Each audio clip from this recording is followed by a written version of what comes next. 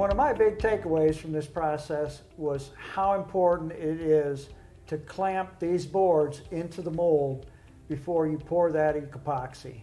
Absolutely, and it's something that we didn't do at first, and we should have. You saw it in the video. Once we started pouring, without it being clamped down, those boards actually floated up a little bit. So you do have to clamp them down.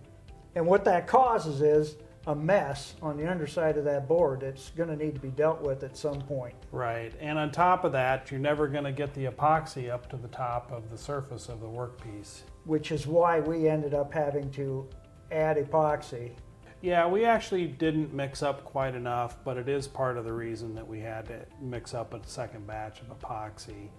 Now that turned out to be kind of work in our favor in a way, because on that second mix, we actually mixed that without any pigment and just used the clear and the metallic, and that's what we poured down the middle, which created really that kind of neat swirling kind of river feel to it. So that was kind of a happy accident. A happy accident, absolutely. So yeah, you know, make sure and clamp those boards down. You'll notice in the video too, if you happen to watch it again, that we also had little clamp blocks, little clamp pads. Oh yeah.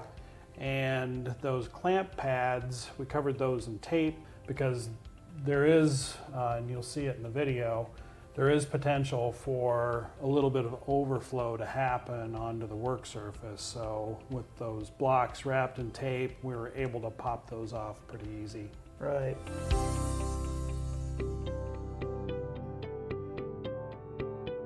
And the other thing I was thinking is that was another key point for me was how important it is to get that mold level before you pour. Because we did run into a little bit of a jam there also. We did, yeah. We actually had it pool up at one end because that, well, our floor basically isn't level. You know, in a lot of houses, things aren't level, even though you would think they would be. So that translates to a bench not being level, which translated to a form not being level. Now, in the video, we just stuck a couple washers underneath that one end, checked it for level, and then we were good to go.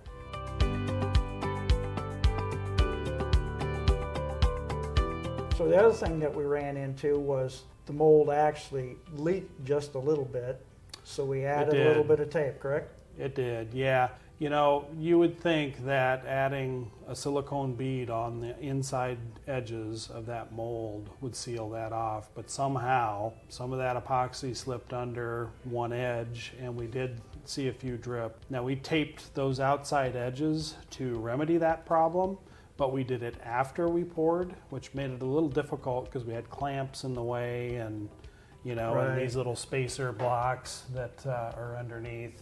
I would definitely, just as a secondary precaution, tape all those outside joints with that red tape. That tape is designed for pouring epoxy and sealing it off, just to make sure that you don't get a leak. Because if you think about it, this epoxy takes about 3 days to cure. So that's a long time. If you did happen to have a leak, especially within the first hour, you could come back the next morning on the second day and have basically epoxy all over your workbench. And that's another little quick tip. We did cover the workbench with plastic as well, just to make sure that if we did have a problem, that it wouldn't be all over our bench. I would even recommend maybe even putting some plastic down on the floor. Because one thing's for sure, once epoxy dries, it would be a lot of work to remove it off of a workbench surface. So. Right, right.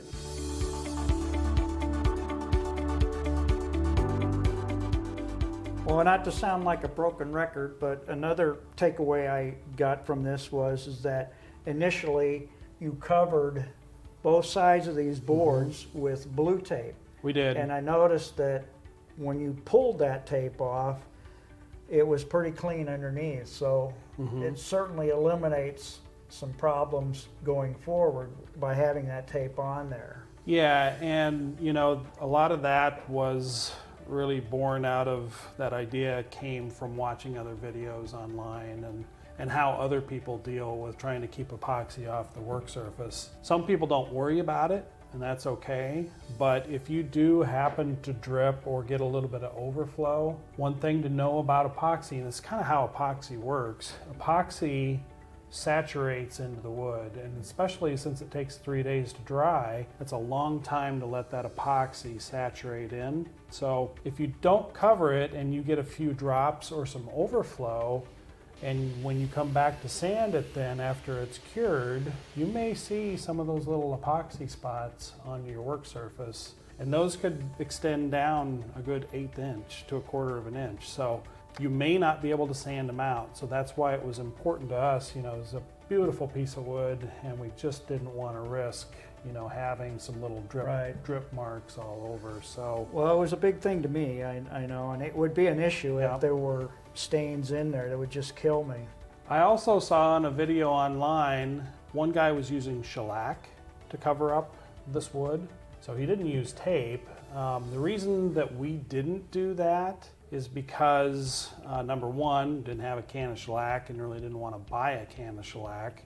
But I was worried about this live edge, getting shellac on that live edge. If you would happen to get some shellac on that live edge, then that epoxy is not going to stick like it should to that edge. That's kind of why we opted to use masking tape instead. We had it in the shop. The biggest thing is if you apply it to protect the surface, make sure and really, press down on it to where you get a good seal.